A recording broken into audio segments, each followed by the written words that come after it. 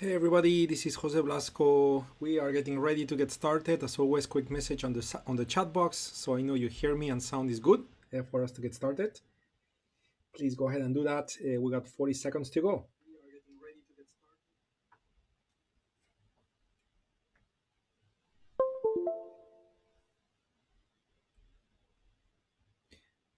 30 seconds, everybody. Quick hello. We are about to get started just in a moment.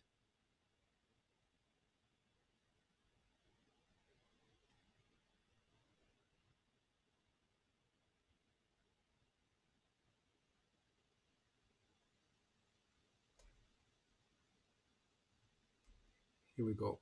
I will turn on the video camera so I can say hello here from the bottom right corner. We are just hitting the top of the hour. Thank you for those confirmations, everybody. It's time to get started. Welcome to the session. Today is September 9, 2021.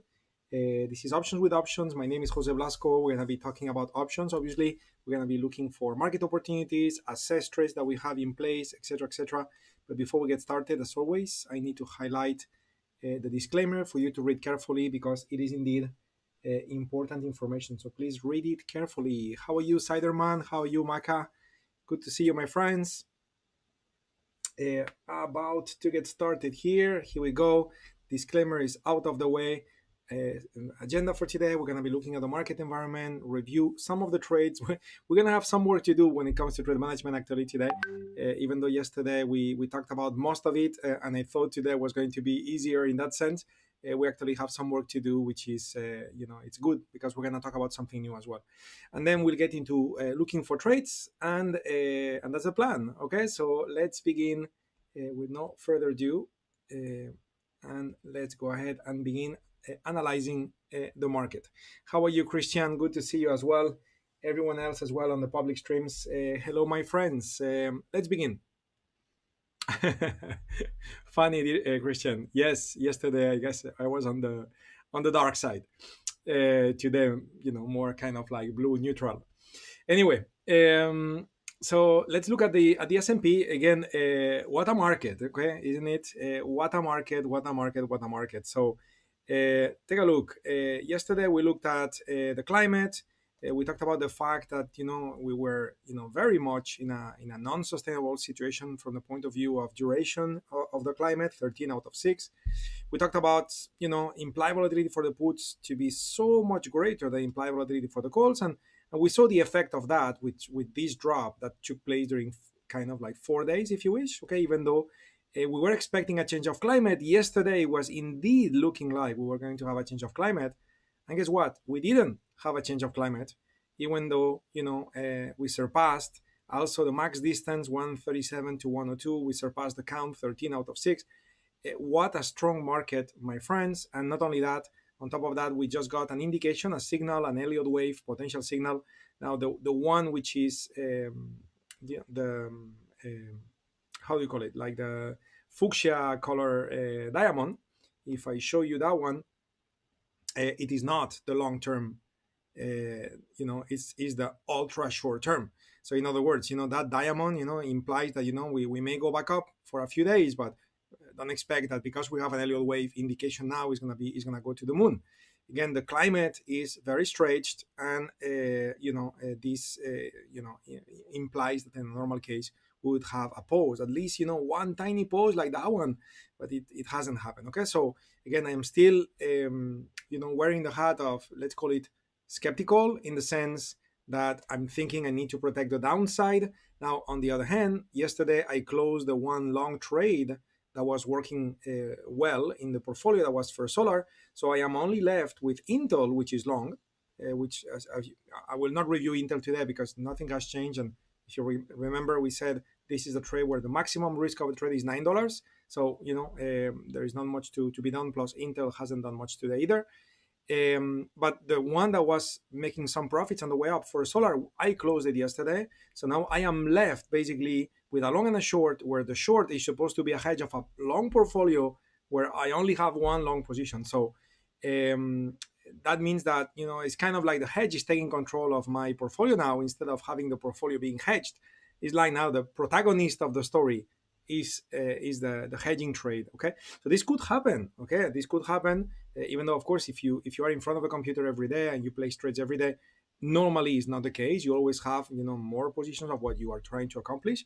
But even like that, you sometimes have a very strong push on the S&P, and many of your longs reach target, and next thing you know, you close many of the longs and you are left with too much of the short. Okay, so which is what's happening now. Okay, and even more interestingly than that, even though I'm diverting from the market analysis I was doing, I'm coming back to the market analysis in a moment. Even more than that, if you look at ADM, look at what's happening to ADM. Yesterday was falling like strong. Not a joke. It was falling nicely yesterday, but from there, it hit that point, 58 something, turn around, and what a move! That stock is up 0.85% today. And I say what a move because given the fact that that stock belongs to a weak group, it is quite impressive. We can see a lot of call coming in, compared to the puts, 33% against 24%. So again, lots of strength. Okay, so what are we gonna do? Well, yesterday my plan was to enter some long, which was going to be my hedge against the hedge, right? But I didn't do that. The session completed at its time, and I didn't do it. So let's pretend, because these things will happen to you as a trader. One day, you reach a target, whatever, and it's close to the closing time of the day, and next thing you know, you didn't have the time to enter along. And now the next day, your hedge is going against you all the way. So what can you do? Well, we're going to have to work on hedging the hedge, okay? Which you're going to see how we're going to do that in a moment, which again is going to add a little bit more of a dynamic approach to try to overcome some of the challenge we're facing now. So we're going to talk about that in a moment, okay? So it's all connected. That's why I wanted to mention those things, because in the end it's all related, okay? But again, coming back to the S&P, looking at the 55-minute time frame, the surprise is that a UFO has been formed. If you recall, yesterday the market was in this free fall, and I said there is nothing to stop it to here. Well, guess what? Someone large entered the market, left many unfilled orders in the market, and not only that, created an imbalance and therefore a gap up. On top of that, now those orders are waiting to get filled. So if the market falls a little bit from there, we have a fair chance for the market to continue moving higher for a bit more. Especially, it's the beginning of an Elliott wave. All the Elliott wave traders in the world will be catching that. It's also following an indecision candle in a daily time frame. Everybody sees that. That indecision candle is lining up with this pivot high, which, what was resistance becomes support. Everybody sees that in the world. So again, we should see some buying coming in, even though it's against statistics, and I'm not overly bullish, as you can see. I would not be surprised to see the market, challenge those statistics, for a few more days to the upside in this case, with everything that is happening. And the other reason why I'm saying that is because when looking at the volume map, notice that, while the expiration date that expires on, is it the 13th, I believe, right? Yes, on the 13th. So, which is next week, it's showing a little bit, of extra puts compared to the calls, even though it's 1.2, which is almost the same.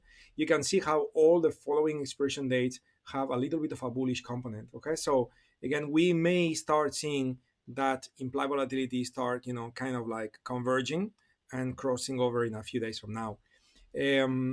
So yeah, let's see what's going to happen. But indeed, we have in front of us, a very strong market condition. Okay, very, very, very strong. So when it comes to the VIX, this shows very clearly as well. We can see how the VIX is coming down 17 point something. It was a bit higher earlier in the day, around 18, but is now already, kind of touching the low 17s. Okay, so everybody's now, in that very, confident, non-preoccupied mode, and the prices of options are becoming cheaper. Okay, which again, this is not a bad thing, because one of the things I wanted to do is I need to add longs to the portfolio, right? So we need to focus on that. Okay, cool. Let me see chat box. Let me make sure I'm catching up with everything well. Mario, how are you, my friend? Ahmed, how are you, my friend? Joanne, how are you? Very nice. Cool. Okay, so now let's get into trade review mode. Okay, so First Solar, I'm just gonna get rid of First Solar from here. Okay, This trade is over. I forgot to remove it yesterday. Intel, remember this trade, if you do the calculation and we look at the midpoint, this trade is currently making $22.5. Okay, the most you can lose is 9. I'm not going to talk about it today. And the one that I would like to spend a little bit of time with is ADM. Okay, our hedge that was working very well yesterday, that if we had closed it, would have made some profit, great. But again, we didn't reach the target. It was looking like the S&P would change climate, so that hedge was likely going to produce more profits. And next thing you know, the whole thing changed upside down, or up, down, up, downside, up. How would you say it in English? No idea, but you get my point.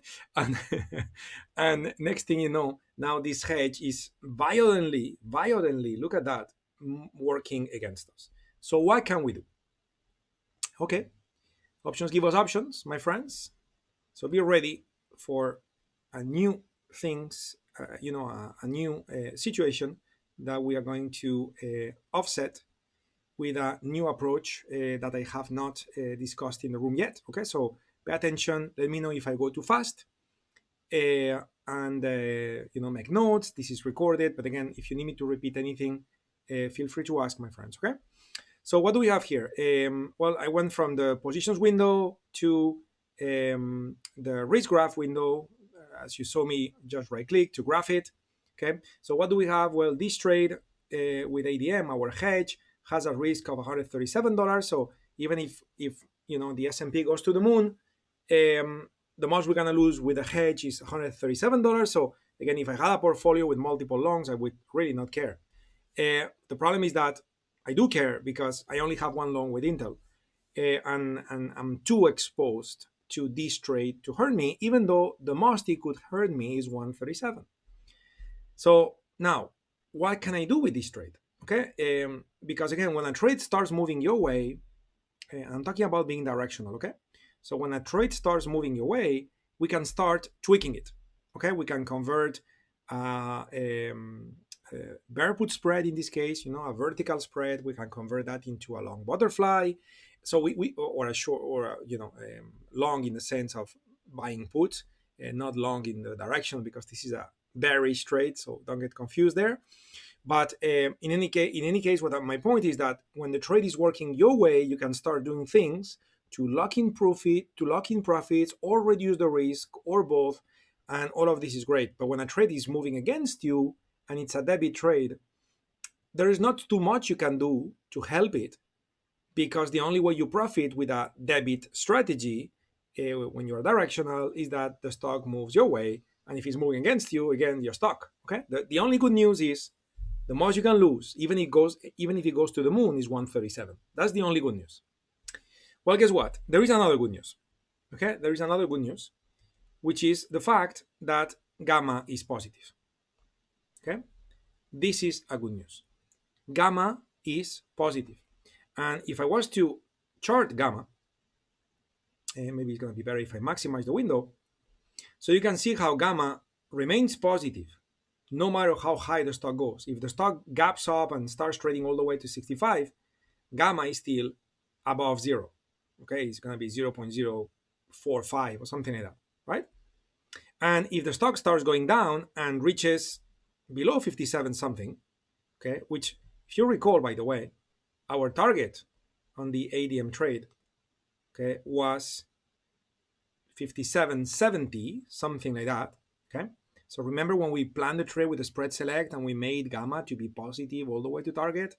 Okay, there are reasons why we do the things we do, guys. We're trying to be as smart as possible, even though it's not always possible depending on the strikes available. But we are trying to be as smart as possible. So what happens if you get to 57.70, which is somewhere here? Well, your gamma is still positive, right? It's going to be tiny positive, okay, 0.01 something, but it's still positive, okay? So in other words, as long as gamma is positive, okay, as long as gamma is positive, what happens? Your delta will increase if right, and your delta will decrease if wrong.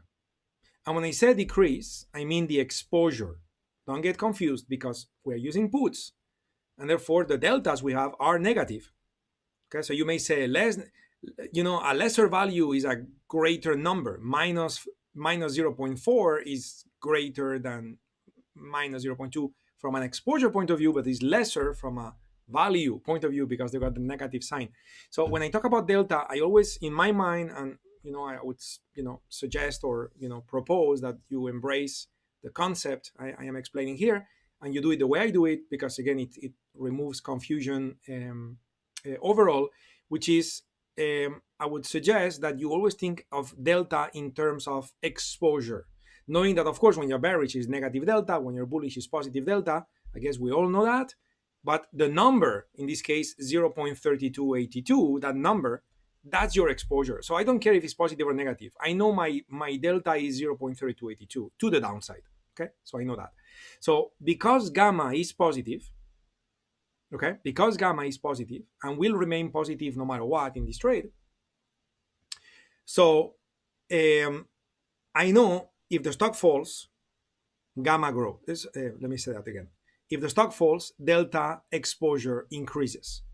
So it's going to be a greater number. It's going to be 0.35, 0.40, 0.45, 0.60. It's going to be a greater number. Negative because it's to the downside, but I don't care about that.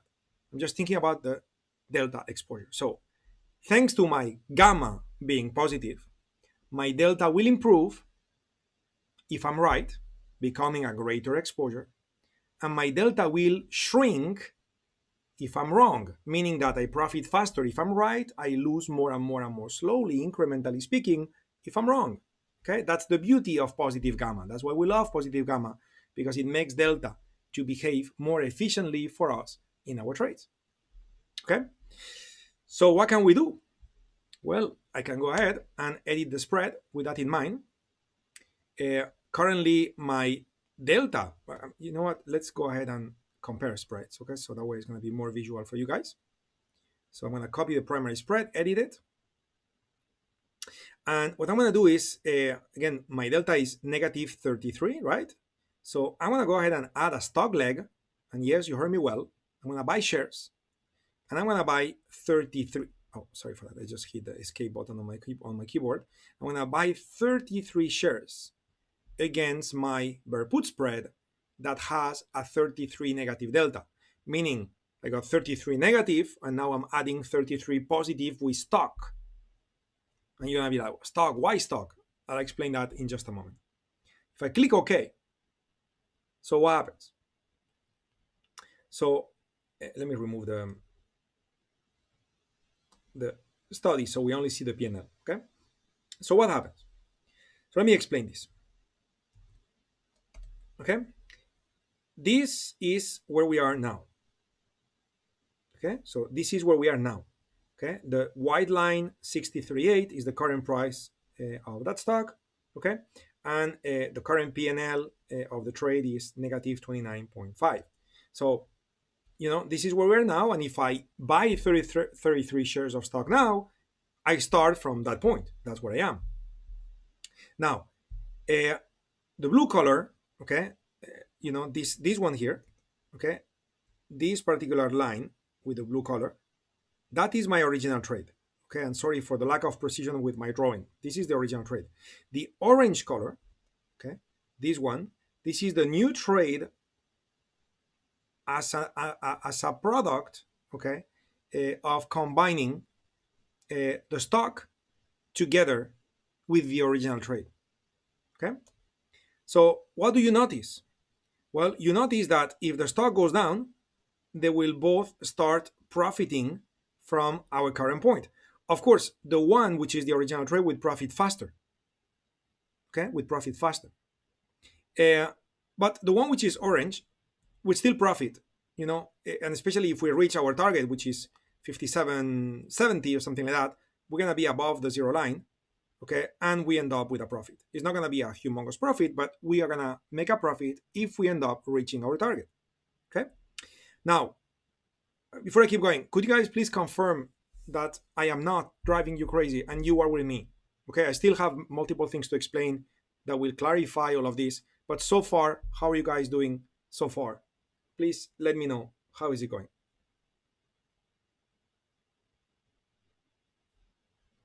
Okay, I'm just gonna wait a moment to hear your feedback. So a quick summary is, if you compare both trades, the original trade, which is a bear put spread, compared to the new trade, which is buy 33 shares against the put spread, okay? Yeah, Christian, I get your point as well. I'm coming back to you on that in just a moment. Good, perfect, very good, fantastic, fantastic. Thank you guys for the feedback. This is really important. So anyway, so if the stock falls, both trades will make money if we reach the target. Okay.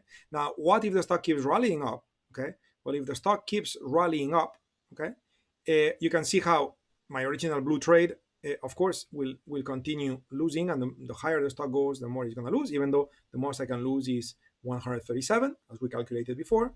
Whereas the orange trade, we are kind of paralyzing the pain we have at the moment, which is $29.50. And if the stock keeps rallying, so now there is a moment in time where now we are back in business and we start making money. And for this to happen, we need to be above 64 something, which is $3.50 higher. Okay. Now, what if we don't go that high and the stock ends up trading at, I don't know, at 62.5 on expiration? So then our loss will be around $60 instead of losing the whole 137, right? So again, as you can see, by buying 33 shares against my bear put spread, I am hedging my hedge. Okay, I'm hedging my hedge. And Siderman is smiling. I'm not sure if you are smiling because we kind of got a smile, orange color smile on the screen, or because driving you crazy makes you smile. It's okay. You'll see all those things are way simpler than what it looks like. Okay, but of course, we are combining things on top of things. I loved how Joe said it the other day. It's like we are building a spread with multiple options, but now it's kind of like the whole portfolio is made of multiple components. It's like spread within a spread within a spread, right? Or units combined with units at different levels. So of course, there is a moment in time where it gets a bit confusing. But it's like everything else in life. It's you just keep doing this and it becomes second nature. Okay. Aha, very good, Maka. This is now what I need to explain. Okay. So how come the trade is profitable if the price falls if we are long shares? Okay. Well, because this trade, okay, your original trade has a delta of negative 34 now. It was 33 a moment ago. Now it's 34. I guess the stock went a little higher. Sorry, a little lower. So now, is that delta going to remain the same? No, that delta is not going to remain the same. Look, if I chart again, if I add a study, in this case, I'm going to add delta. Okay, and you look at what happens to your delta if the stock falls. Okay, if the stock falls, your delta becomes more negative. Okay, again, now is when mathematics comes into play. More negative means more exposure, greater negative value, or this is totally incorrect. It's a lesser value, but it's a greater value in absolute terms. So, the current value is negative 34, if I was to be precise enough with my mouse. So if you get to the target, you're going to be using values which are negative 59, as you can see down there in yellow color, isn't it? So it's more delta exposure. So as the stock falls, you get more delta exposure that profits to the downside while the stock remains 33 shares. The stock doesn't gain delta or loses delta. The stock is static. But your options trade is not static thanks to the positive gamma that will impact delta to become more exposure when right and less exposure when wrong. So because it's more delta that pays you on the way down, where the stock remains 33, so if the stock falls, you start making money at some point. Same happens when the stock rallies. If the stock rallies, okay, the delta of your spread becomes less and less and less, where the stock remains 33. So now there is a moment in time where you start netting positive delta instead of negative delta, and now you start making money on the way up. The delta offsets the long exposure. You're absolutely correct, Maka, because the delta of the spread is not static. It increases when the stock goes down. Okay. thanks to the positive gamma effect. Okay, so that's why we are always looking for those positive gamma. So in other words, in a case like this, okay, definitely, acting on the trade the way I just explained makes a lot of sense. Okay, now of course, Christian, you have a point, and I want to go to the chart and talk about it in a moment as well. But indeed, having this action and buying 33 shares of stock certainly alleviates the pain that that hedge is producing in the account. Um, what's the downside of doing this, really, right? What's the downside? Well, there are two downsides. Okay, two downsides, which is if the stock falls to 57, well, now you're gonna make less money. Okay, you would have made more money without the hedge, but that's what hedge means. So I guess that's fine. So to me, the real downside of doing this is that now you need to pay for 33 shares of stock, and there is no leverage attached to that. So if you, 2 to 1 if you do it in a margin account, isn't it? So if you buy 33 shares of stock at 60.28,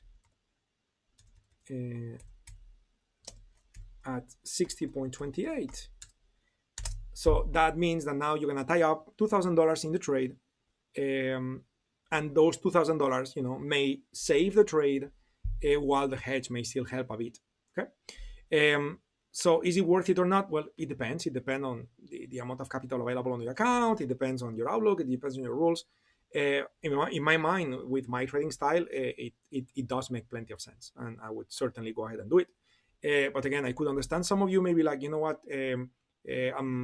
my account is of a lesser size, or maybe I have too many positions running at the same time already, so then I'm not going to do it. Which, by the way, if you already have, and this was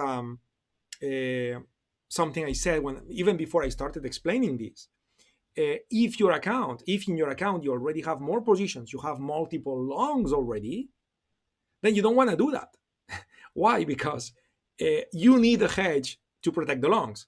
So then you don't want to do that. You don't want to cap the hedge by hedging the hedge. You want the hedge to do what it does, which is protect your portfolio in case the other positions are not going well, knowing that the most you can lose is 137. So you would just keep it the way you have it. Okay.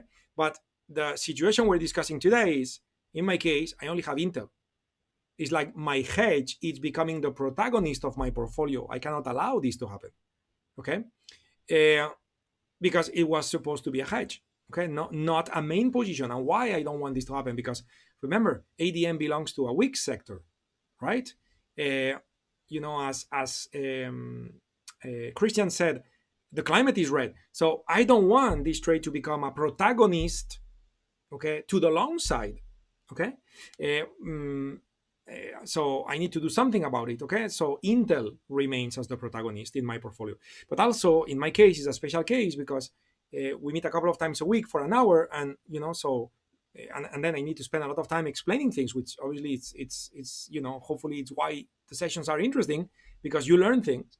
But all of this implies less trades in the account. So what happens that in my case, I found myself with only one long and only one short, which is the hedge. In your case, it's probably not like that if you trade every day, but still, even if you trade every day, there may be times where, let's say 5 of your longs reach target on the same day. And next thing you know, you are closing 5 longs. So now you are left in a position like I'm today, even though you trade every day. Now you just close 5 longs. And now you may have too much of your hedge to become of a protagonist. So how can you hedge the hedge? Well, that's the answer. Use shares against your spread. Okay, use what we use hard deltas against your soft deltas.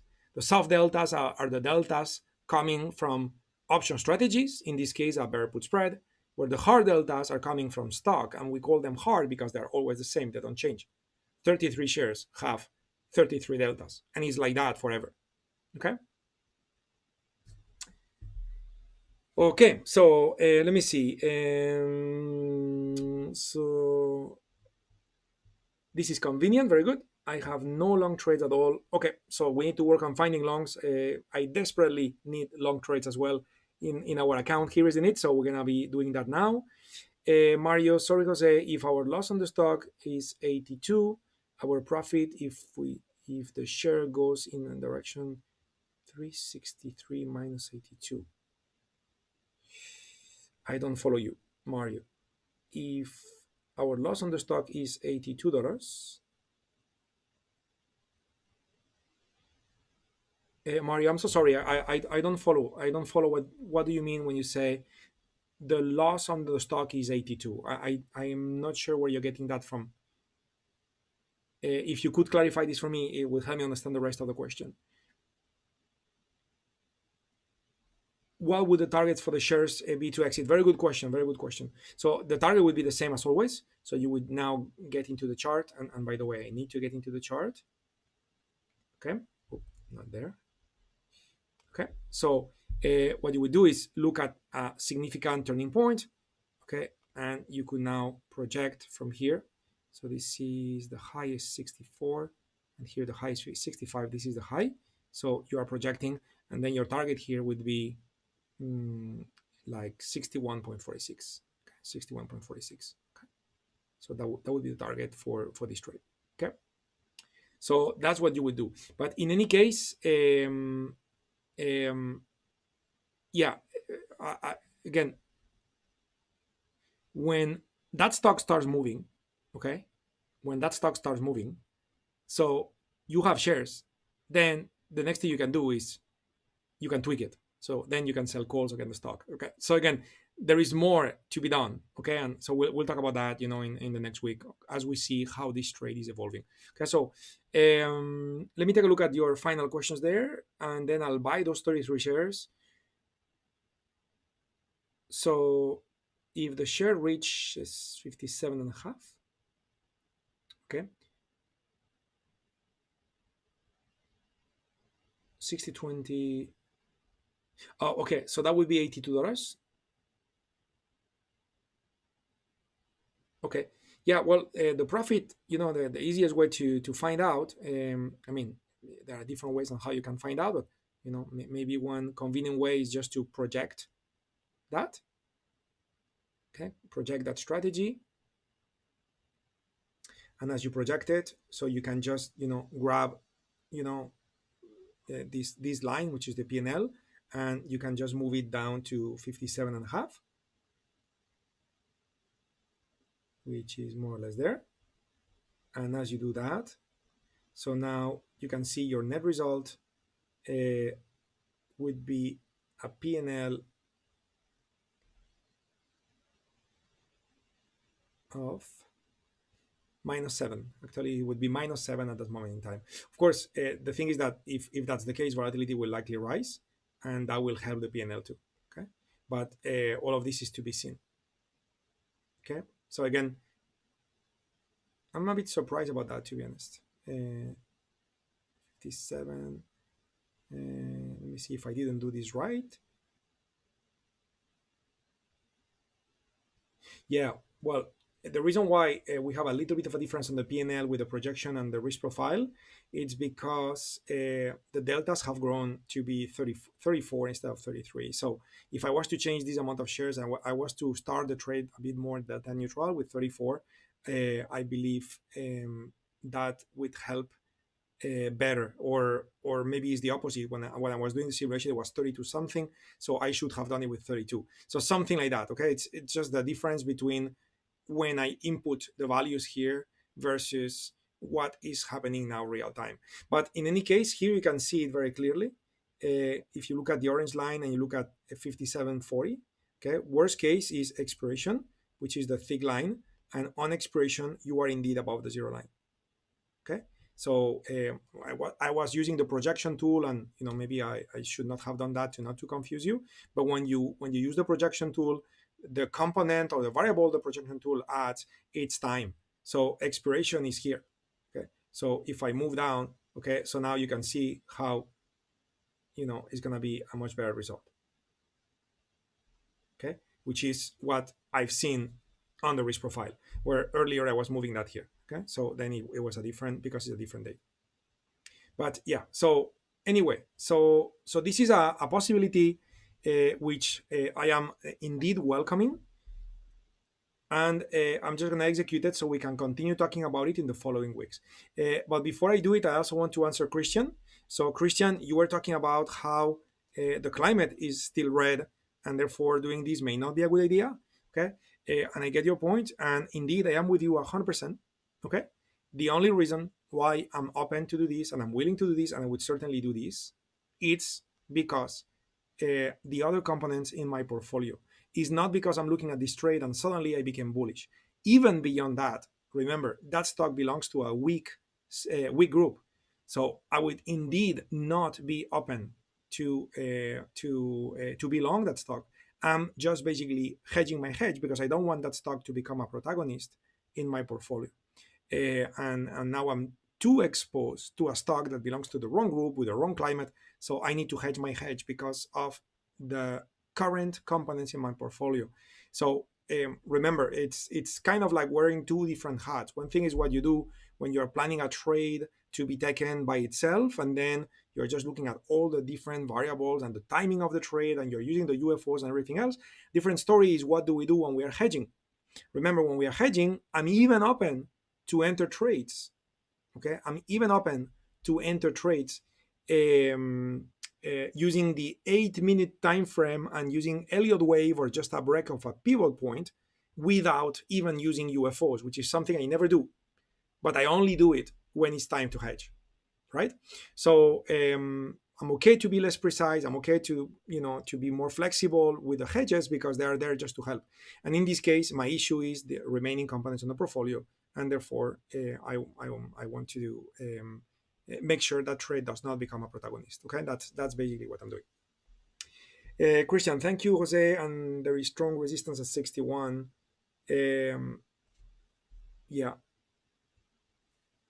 Yeah, I can see what you mean. Yeah, there may even be. Yeah, there is a UFO there starting at 6087. Okay, 6087. There is a UFO. So again, yeah. Anyway, so let's continue, guys, because we're spending just a little bit too much time on this trade, which again, it's an important conversation. It's the first time we talked about hard deltas, soft deltas, all of those things, but at the same time, we need to keep going. So let me take a trade here with ADM shares. I want to buy quantity 33 shares of ADM, and I'm going to be doing that with a market order. Okay, so I am buying 33 shares of ADM to hedge my hedge. Here we go. So the trade has been taken. I've just got filled at 60.3. Okay, 60.3. So I'm going to right click, copy my position, paste it here. Okay, this is our evolution here. And I got filled our price, 60.3. So I will now input 60.3. Okay, cool. So let's see what's going to happen with this trade. We will continue talking about it. Good. So let's get into trading mode, everybody. Cyberman, if one has 3 options contracts, would one need to buy 3 times as many shares? Yes, if you had 3 times the contracts, okay, so if I go back to our original trade and I graph it again, and you tell me that instead of 1 contract, you had 3, so basically what you're telling me is that you got 3 here and 3 here, and therefore your delta that was 33 or 34 or 32 is now becoming 1 delta. Okay, so you got 100 delta now. So now you got 100 delta negative. You are short 100 deltas, so you will want to buy 100 shares. Okay, because it's 3 times 33. Okay, it was 33 something, 34. So 3 times that is 101 shares. Okay, so this is what you would want to do to replicate the same concept I just explained. Cool.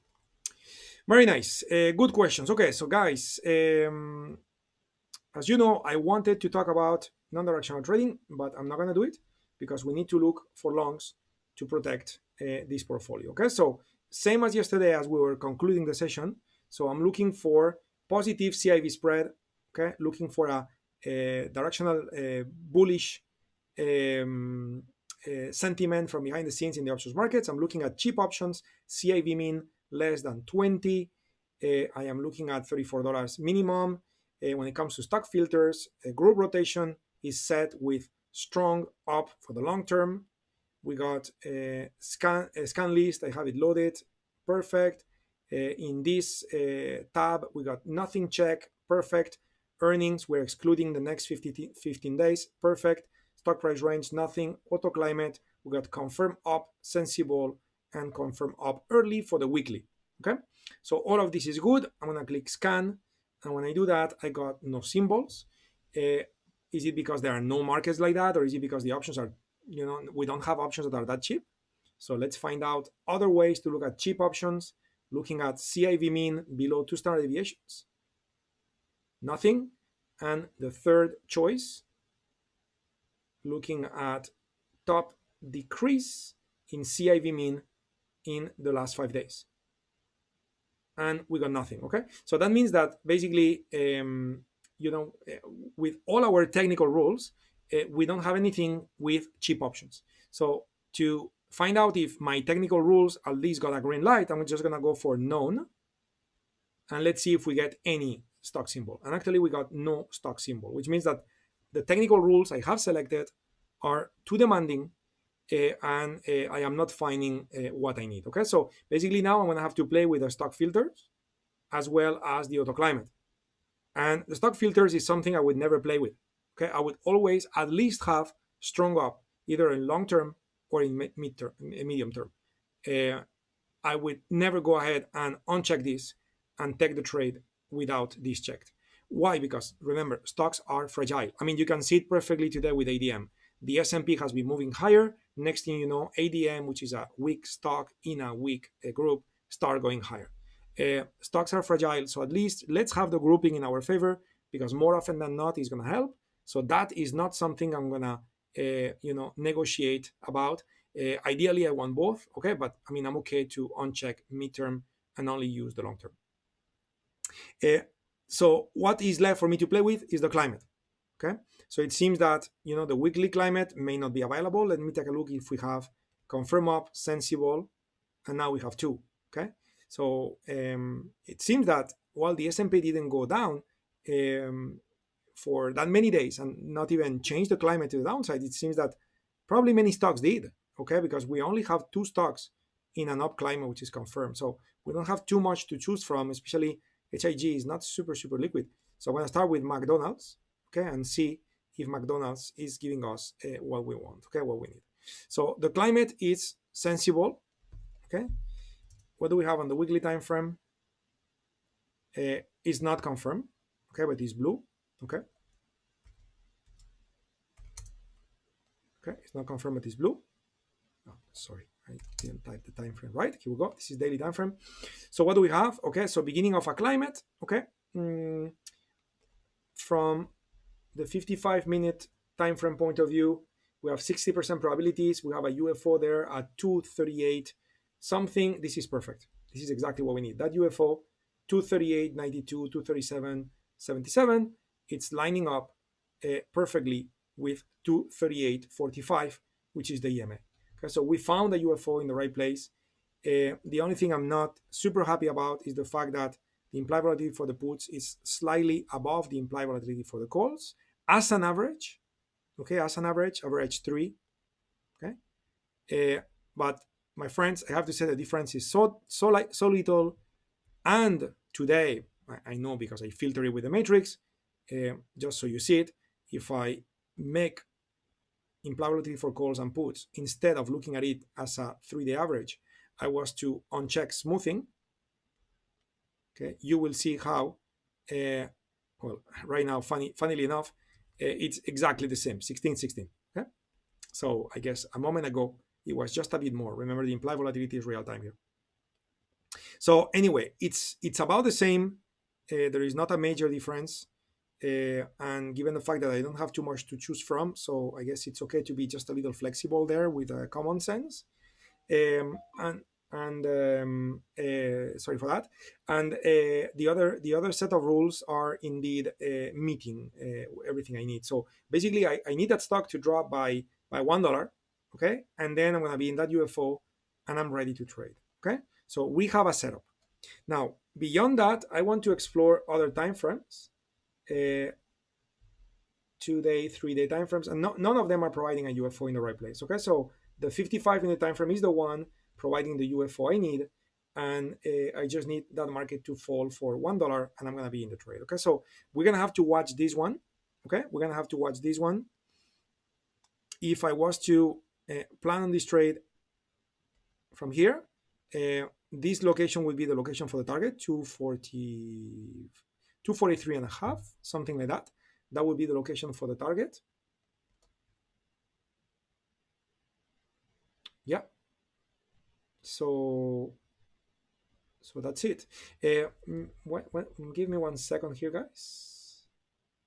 Yes, I was wondering about that. I was looking at, two more potential pivot highs, and I was thinking that one may not be seen as a relevant one, and I was right on that. But this one, I almost missed it. So, what about the break from here? Because this is exactly what's happening now. So actually, we are already reaching that target. Okay, so I am not very keen any longer to trade McDonald's, because remember, those speed bumps are often representing relevant turning points, and in this sense, that may start turning around aggressively. So there is very little profit to make a profit there. So I'm not too happy about that. Okay, so let's continue our analysis. Okay, let's continue our analysis. Matrix, we had HIG. So what do we have with HIG? So we have the climate. Here in this sense, we have more difference between the puts and the calls, 28 versus 27. So I am not very happy about what I see. And therefore I'm going to change my technicals, looking for a better opportunity. Okay, so again, when it comes to daily climates which are confirmed up, that's it. That's what I've got. I didn't have much more. But remember, we don't need to trade a daily time frame. We can trade other time frames, such as 2-day. So if I look for 2-day time frames, what do we get? So now we have, of course, I'm going to have to change this chart to 2-day now. Okay, so we can look at the climate for the 2 days. Okay, let me see. Well, you know what? This is not right. 15 out of 8. Yeah, so I think that we have an issue here with the filter. Interesting. I was not aware of that one, so I'm gonna have to take a look at this. And what if we do 3-day? So if we do 3-day and we look at snap, so this is good. Okay, this is good. Maybe we can, because I have a few more, so let me see if I can be just a bit extra demanding there. Good. So let's take a look at HLF. We start with HLF. It's a bit far from the EMA. What about Starbucks? That one is not in a defined climate. Okay, so I'm having a problem there with a 3-day and the 2-day. Not sure why is that happening. We may have an issue we need to address. And then okay, so we're gonna approach this differently, my friends. Okay, so let's do something totally different. So it's gonna be rare, and I'm sorry about this with a 2-day and 3-day, because this should have given us more opportunities. But as you can see, we may have a little issue on the server side that I need to take a look. This is not the client tab. You don't need to reinstall anything like that. But probably on the server side, we need to look into it to fix that little miscalculation. Okay, so we'll fix that in no time. But in any case, let's pretend we went all the way to, okay, I find a trade. So what we could do is to look for the complete opposite, okay, which is stocks which are in a strong sector, okay, where, okay, we have expensive options. It doesn't need to be expensive, but I'm going to start with expensive is better. Okay, we're going to look for expensive options. Okay, and then I'm going to be looking at the climate to be down and to be late. Okay, the climate to be down and to be late. Okay, so that's one way on how you can filter this. Okay, and even better if we were to look for reversal signals and pick speed bumps of support. So let's see what we get if we do this. Okay. Okay, so we got nothing with the expensive one. Let me see. With the non-expensive either. So the climate condition was too limitative. Remember, I always go from more limitative to less limitative, looking for the highest quality trade we can find. And now I am ready to move into, now that I found a few symbols, I'm looking to move into ideally expensive options. So those are not that expensive. What about above 2 standard deviations? What about here? No. And what about greatest increase in the last 5 days?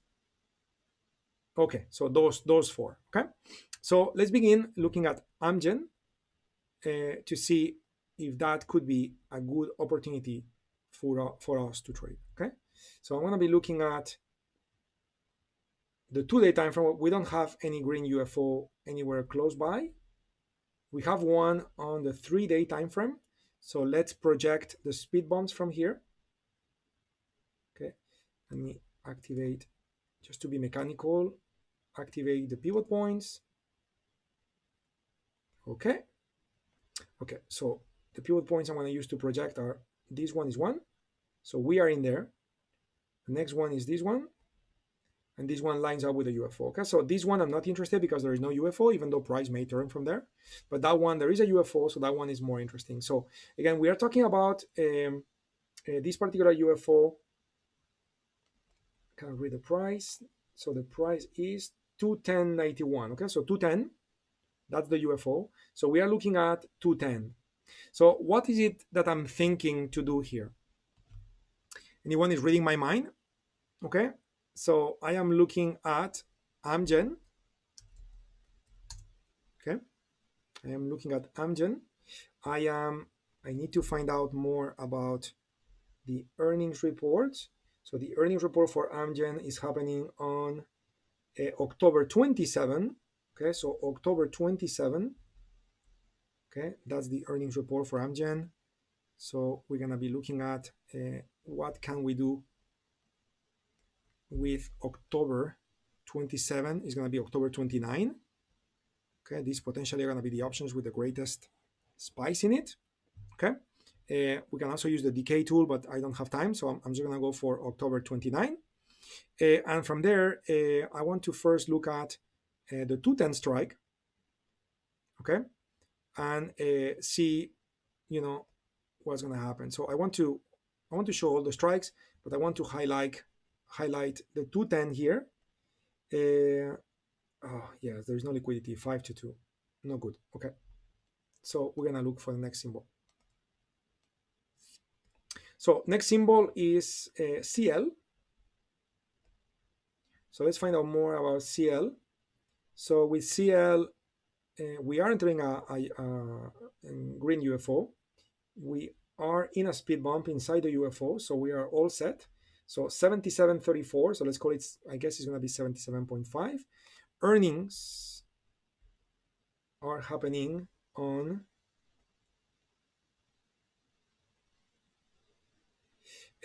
October 29, so same as before. Okay, so chain. So this is CL, October 29. Okay, and if I look at, yeah, liquidity here is good, 175, 160, so this is good. So if I look at a few more strikes, okay, and again, you are reading my mind, isn't it? I'm gonna be selling 2 bull put spreads in order to buy a call. Very good, very nice. So we are looking at 76 and 75. That's a pretty interesting credit there. So let's build it here. So I'm just gonna start with editing the spread here. So if I make this to be put and I sell, okay, sell and buy using October 29. So what are the strikes available? 77 and 76. So if I buy 77 if I sell 77 and I buy 76, okay, this is going to give me 45 cents of credit. If I do it twice, this is going to be 90. And with 90 cents of credit, I could buy the 81 call. Okay, I could buy the 81 call. I believe if I did the math right in my head, I'm doing it quick, I know. This should be a little bit of a credit. Yes, it's 27 cents of credit, okay, with a 40 delta, okay, with a 40 delta, okay. So if we do this trade this way, okay, we are entering this trade now, and why now? Because we are already inside the speed bump, and we are coming out of the speed bump. We are a bit outside the green UFO, but I'm okay with that because the bull put spread, the beauty of the bull put spread, if I graph it, you will see, right? So if I graph it, the beauty of the bull put spread is that, all the way to here, which is 77, you are above the zero line. Okay, the 27 cents of credit you have, okay, are a profit all the way until 77. Okay, so, and the credit went down to 22 and a half. So as long as you are above 77, you're gonna make that. And then if the stock starts picking up direction, you start making money. So while we are not trading at 77, we are trading at 77.86, which is a little bit outside the UFO. Well, the UFO is still on the screen, the speed bump is there, and it's a valid one for me to take. Okay, so we are gonna go for it. Okay, I'm just gonna right click and copy this position to the clipboard, so I can just place it here, so we can then monitor it. Okay, this is the position that we are doing. Okay, we are trading Colgate-Palmolive. It's a stock that has been falling hard, but it is in a strong sector, and it's reaching that speed bump coinciding with UFOs, which are price points where normally you see a significant turning point. Therefore, timing-wise, it's valid for us to take this trade to continue building our portfolio. And the risk of this trade is $192.5. That's the risk of the trade. How do we get this number? Okay, well, that number is because the risk of the trade is coming from the bull put spread, which is the distance between 77 and 76 is $1. So each bull put spread has a risk of 100, but you got two. So your risk is 200, but you get paid $8 to get the risk of 200. So 200 minus 8, and if you add the decimal places, is 192.5. Okay, so we are doing this trade basically for no cost. Okay, the bull put spreads are paying for the call, and now if that stock starts moving, everything is gonna start paying us very, very nicely. Okay, we've done that before, isn't it? So you guys, even though I build this quite quickly, I believe you guys are probably with me on the process because you've seen that before. So that's it. I'm just gonna add it to my account. Okay, so I'm gonna add CL. Just moving quite quickly now because we are reaching the time for the session to conclude very soon. And yeah, so in order to take this trade, I need to get into a trade where I need 3 units. So I'm just going to use a butterfly, even though it's not a butterfly. So now I can convert this butterfly spread to custom. And now I can do whatever I want with the 3 rows I have. Okay, and whatever I want is from top to bottom, buy a call above, sell 2 puts below, and buy 2 puts below. So call is above, put is below, and put is below. And the call I buy is the 81, and the puts I sell are 77 and buy 76. So if I do all of this, this is showing a little bit of a credit, which is what we saw earlier. Always good to float your tool from top. Okay, so when you can go back to your trading platform. In this case, Thinkorswim, it could be any other platform, and then you can bring your floating window here, so you can basically reconfirm that what you have here is correct.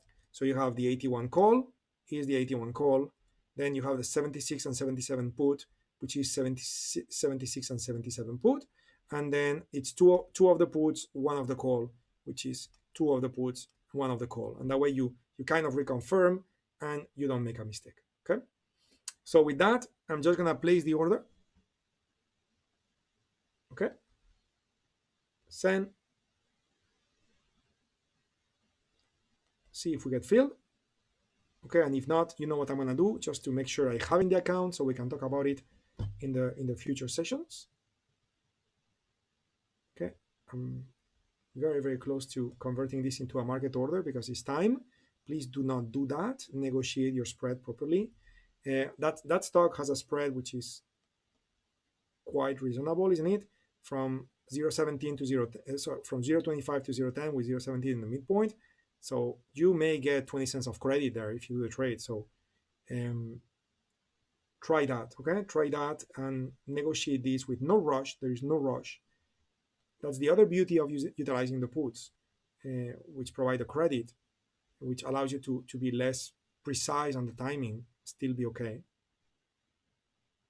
Okay, so the simulated tool here is not getting me in. Hopefully I will be filled in a moment. Okay, so we can then monitor this trade in the account. But you know, now I feel better because my portfolio now has a bit more of a bullish component. Why do I want this to be like that? Because the overall market is doing that. What is the climate on the S&P? We talked about it at the beginning. So again, you know, I want that. Okay, the one thing I'm missing is non-directional trades as well, which we will be adding next week.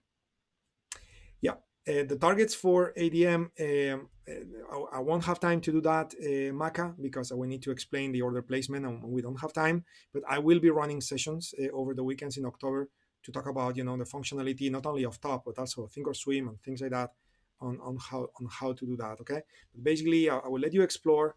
You just select those three guys, right click, select close order.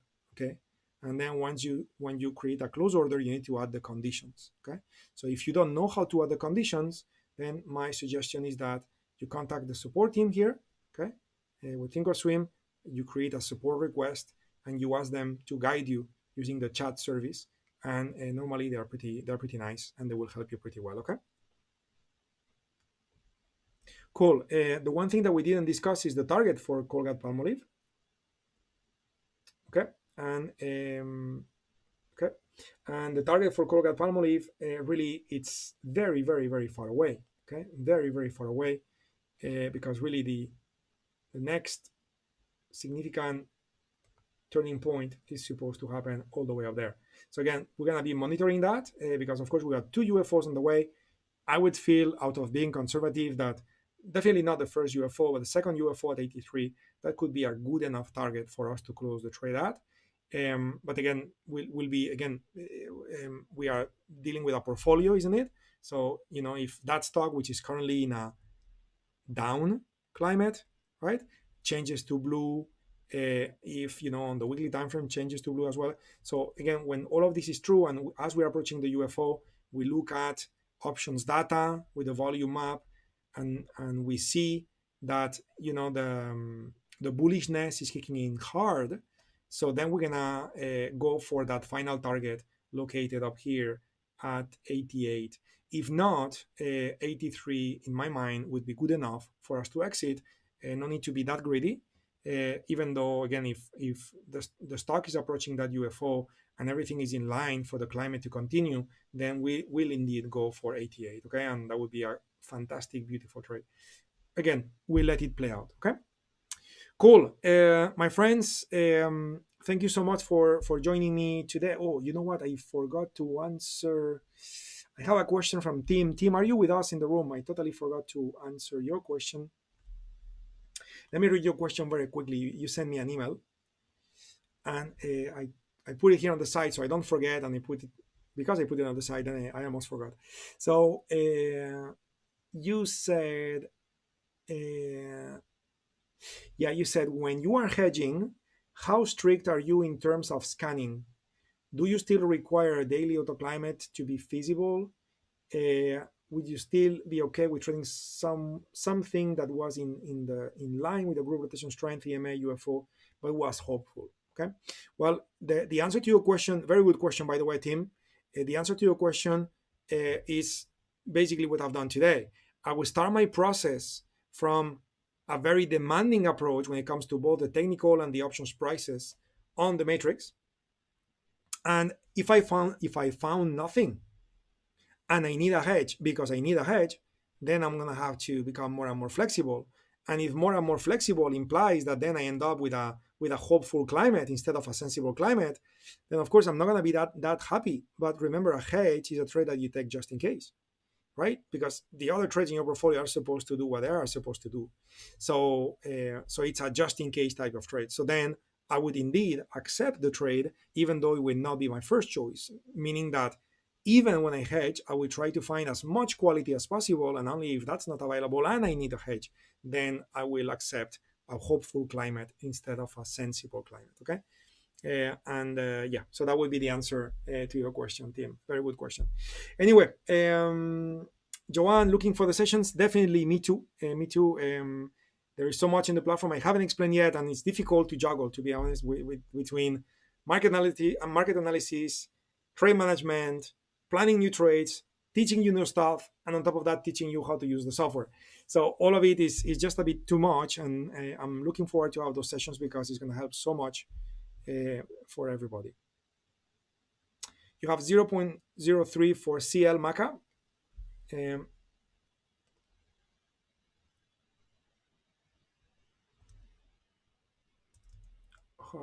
I have not been filled here. Yeah. So I guess the price is varying. So which would be a debit, not a credit? Yes, that would be a debit. Okay. So if you don't want to take a debit, just don't take it. Just be patient. Okay. The stock will move up and down a little bit during the day. And I mean, maybe it just takes off and never came back. It could happen too. But typically a stock would go up and down during the day. We still got like 4 hours before the market closes.